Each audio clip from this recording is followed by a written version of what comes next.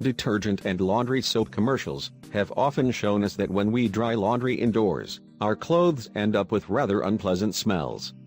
But did you know that there's an even more important reason you should never dry your clothes indoors?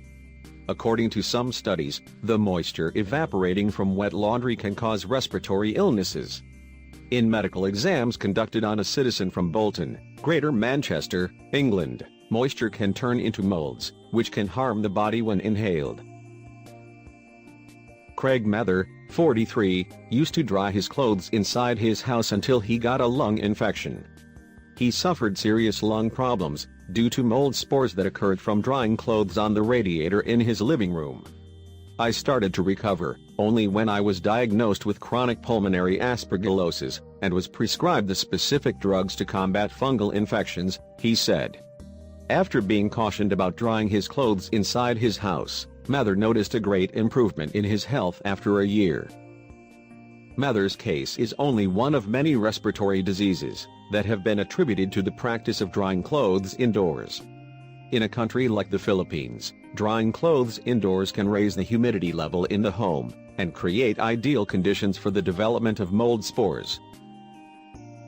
According to the U.S. Center for Disease Control and Prevention, mold growth is encouraged by warm and humid conditions. Their effects on humans can vary, such as from nasal stuffiness, eye irritation, wheezing, or skin irritation to more serious and severe reactions. Severe reactions may include fever and shortness of breath. Some people with chronic lung illnesses, such as obstructive lung disease, may develop mold infections in their lungs. One bunch of washed laundry contains almost 2 liters of water that is released into the room. Most of us are immune to infections that grow in these wet conditions or have a body that can fight the infection.